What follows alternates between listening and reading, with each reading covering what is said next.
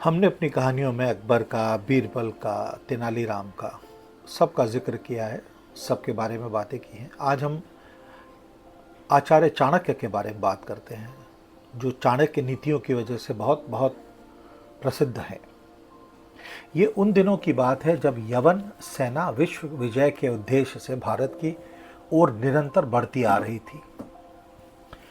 आचार्य चाणक्य इस परिस्थिति को भली भांति देख रहे थे। वो भारत को लुटते हुए नहीं देखना चाहते थे। इसलिए उन्होंने उस समय के शक्तिशाली और विस्तृत साम्राज्य के राजा धनानंद से मदद मांगने का निश्चय किया और इसके लिए उसके दरबार में उपस्थित हुए। महाराजा ने पूछा, कहो ब्राह्मण, कौन हो तुम और कहां से आए हो? महाराज, मैं तक्षशिला का आचार्य चाणक्य हूं। अच्छा, तो कहो आचार्य, किस लिए आए हो? महाराज, यवन की सेना निरंतर आर्यव्रत की ओर बढ़ती आ रही है, जिसका उद्देश्य ठीक नहीं है। यवन की सेना का यहां मतलब है अलेक्जेंडर और उसकी आर्मी हिंदुस्तान की तरफ बढ़ती आ रही है। तो राजा पूछता है बड़े ऐंठ के, तो हम क्या कर सकते हैं? महाराज, आपके पास विशाल सेना है, आप उसका सामना कर सकते हैं। अगर उसे नहीं रोका गया तो आपका साम्राज्य भी नहीं बचेगा।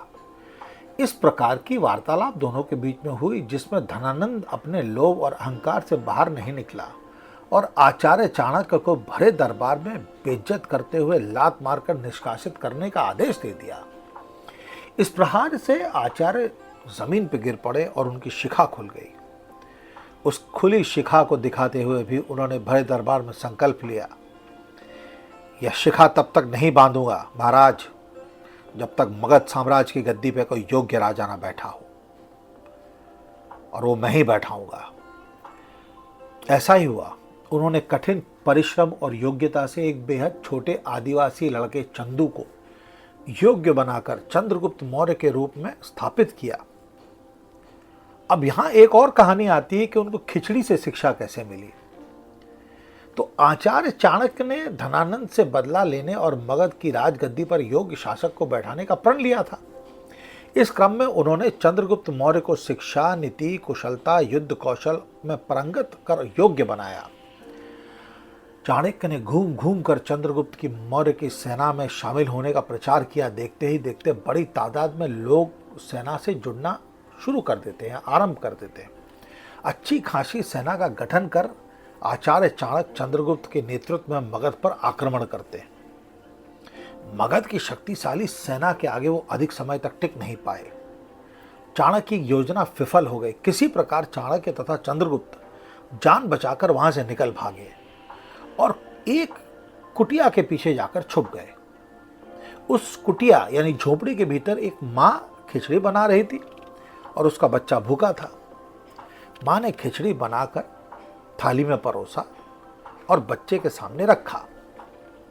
बच्चे ने सीधा उसमें हाथ डाल दिया। खिचड़ी गर्म थी, जिसके कारण बच्चे का हाथ जरा सा जल गया। मां ने तत्काल कहा, तू भी चाणक्य की तरह बेवकूफ है, सीधा बीच थाली में हाथ डाल दिया। किनारे का भाग ठंडा होता है, उसे खाना चाहिए था। चाणक्य ने इस वाक्य को सुना तो उसके मस्तिष्क में ये बात घूमने लगी, उसके दिमाग में ये बात घर कर गई। सीधा बीच में हाथ डाल दिया। वह माता के पास जाते हैं और उसका पैर छूकर इस शिक्षा के लिए उनका आभार व्यक्त करते हैं। वह पुनः नई रणनीति बनाते हैं, जिसमें मगध के बाहरी और कमजोर राज्यों को प्रभावित करने तथा जीतने का कार्य आरंभ करते हैं। देखते ही देखते उसी नीति के तहत वो मगध भी जीत जाते हैं।